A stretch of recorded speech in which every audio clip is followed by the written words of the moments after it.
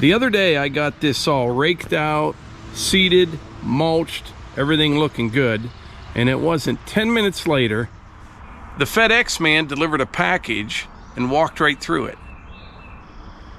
Now, how didn't he know you don't do that?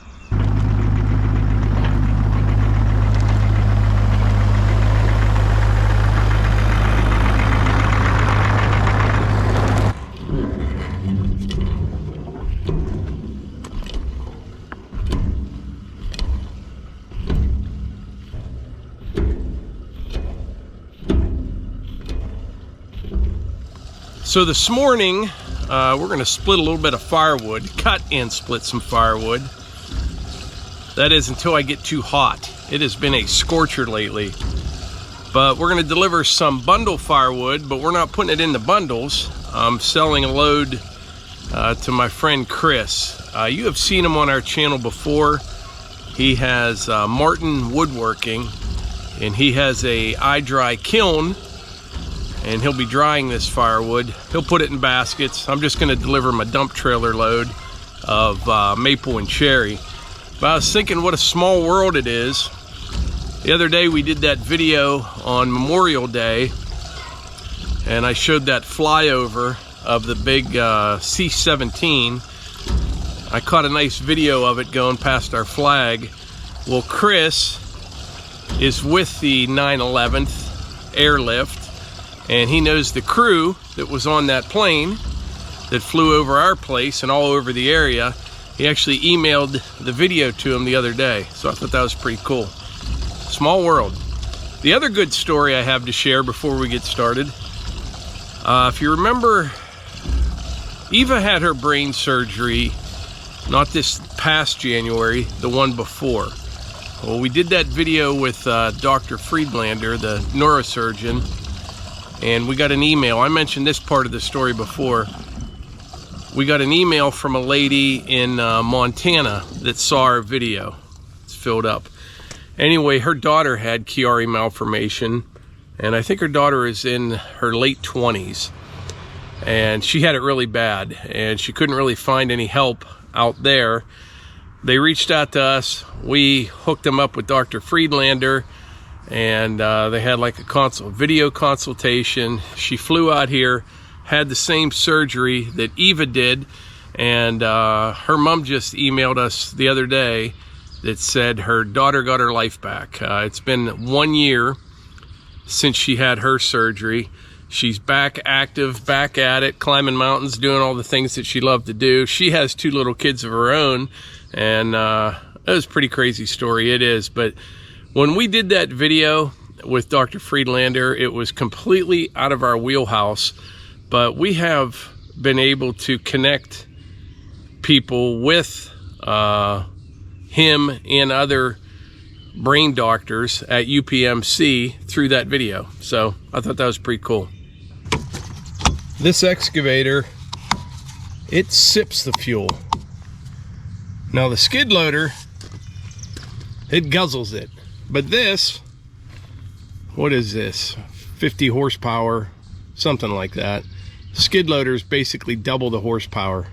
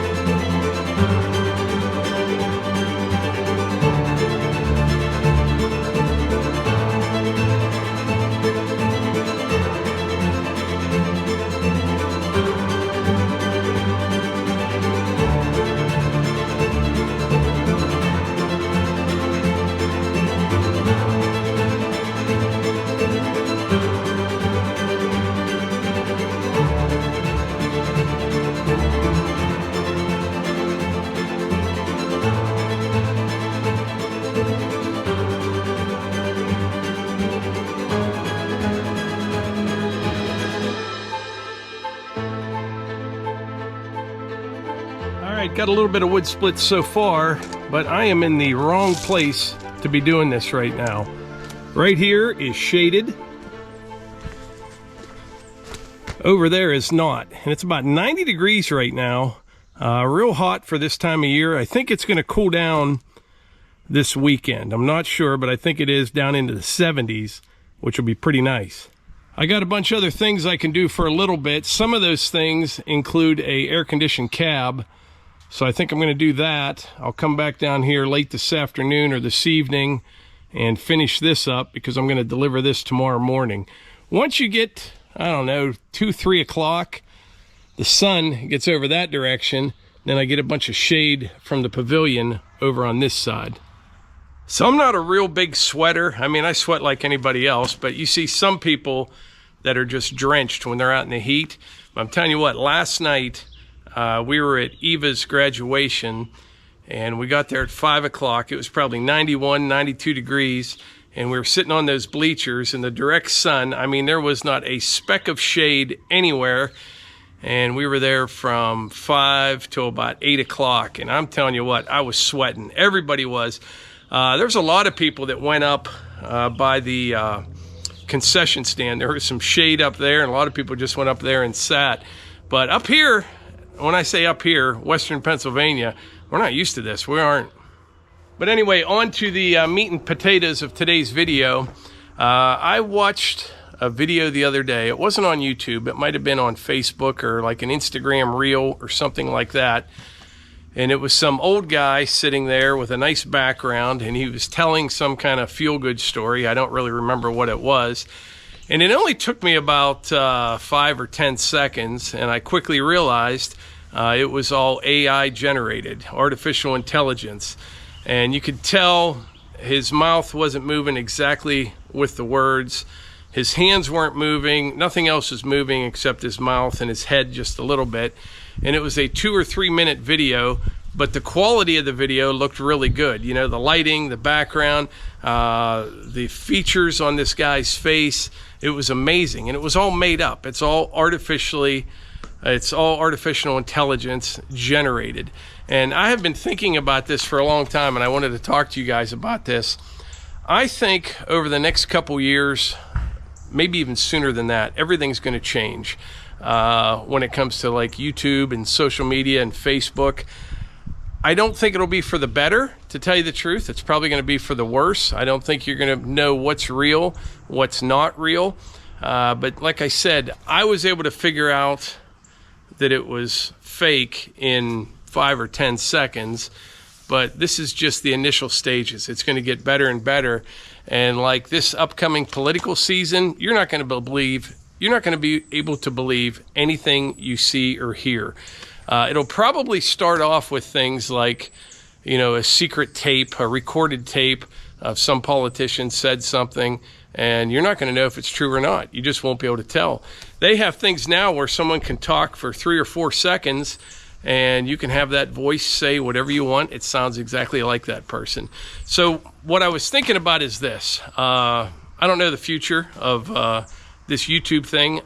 I don't know the future of AI, but from what I see, I don't like what I see, and I'm attempting to kind of bring things in-house a little bit.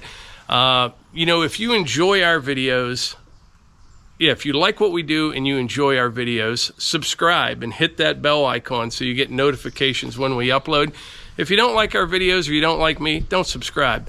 I used to, when I started this channel, like everybody else, you know, hit the like, hit the share, hit the subscribe. All that stuff is important, don't get me wrong. But I kind of quit doing that a long time ago because I see so many channels out there with way more subscribers than us, 5, 6, 800,000, but we get way more views than them. And I think the reason is this. They always ask people to subscribe. Some people do, but they don't come back. And we have a very good ratio for number of subscribers to the number of views. Pretty much every video that we publish gets, you know, 85 to 115,000 views, and that's good. And then some can go up from there, but I never try to like hit it out of the park, you know, with a real clickbaity title or crazy thumbnails or anything like that. Usually what you see is pretty much what you get. And because, like I said, what happens is if you do that, you know, like a one-hit wonder, you'll get a bunch of subscribers, but they never come back. We are trying to build a community of people that are into the same sorts of things we are and like the same things we do. And like I said, with this AI thing over the next couple years, I think we are just going to get inundated with content. You know, like that feel-good story post that I told you about, video of some old guy sitting there. Someone will be able to sit at a keyboard, find 20 or 30 stories that they want to tell, and have AI generate all this. And, you know, in a matter of a few minutes or a half hour, they will be able to schedule posts out for, you know, the next 2 weeks, just from sitting down at a computer for a few minutes. So I think all social media is going to get inundated with this AI stuff. And of course, all the scammers and spammers, you know, we've seen that before on all YouTube channels. They want you to text them or WhatsApp them or whatever, and they try to tell you want a prize. It's all a scam. We know that. But with this AI, you could get someone to do that to 10,000 channels in a day. You know what I'm saying? So I think it's going to screw everything up. So 2 things that I'm going to do, we'll see how it goes. Number 1, like I said, if you're not a subscriber and you enjoy the content and what we do, and we're kind of like-minded, hit the subscribe button, hit the notification bell.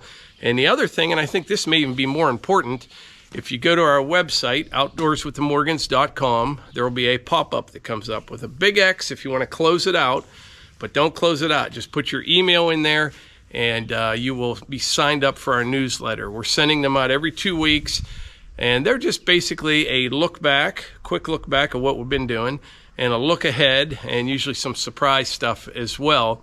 But I'd like to bring more people to our website, and because you can see all our videos in chronological order on there. You're going to know it's me and not some AI generated figure.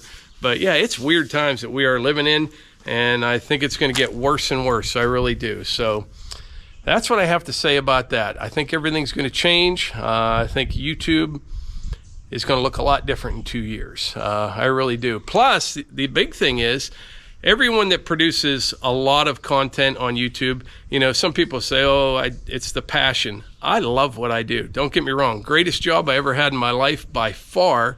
But if you weren't getting advertising dollars for it, there's no way people would be putting up as much content as they do. Matter of fact, the last couple nights, I don't know what has gotten into me, but I've been going to bed kind of early, 9:30, and boom, I'm up at 2 o'clock in the morning. So I used to edit like at 4 in the morning. Usually takes about 2.5 hours per video. Now I'm doing it like from 2 to 4:30, and I may catch another hour's sleep after that. But I don't know if it's the right way to do it or the wrong way, or if it's good for you or not. But I kind of enjoy it. I do, because like I said, I'm wide awake at 2 o'clock, and I can focus and all that. And then if I do catch like an hour and a half sleep after I edit, it's a very deep sleep. So we'll see what happens. But yeah, so everyone's going to be competing for advertising dollars. You'll have AI just pumping out content everywhere about everything, and no one's going to know what's real, what's not. Maybe some people like it. Probably most won't even know if it's real or not. So like I said, subscribe to the newsletter, subscribe to our channel, and we will try to stay in touch. You know what I'm saying? Because if everything changes, we'll always have our website. At least I think I will. And we can go from there. And we also on our website have things like meetups, where we're going to be. We're definitely doing the Paul Bunyan show this year. I'm not sure if we're going to do anything else or not. Probably will. But anyway, I think that's about it for today's video. And this is definitely Mike. This is not a AI generated. I mean, I know I'm pretty good looking and all that, but no, it's me. That's about it, and I will catch you on the next one.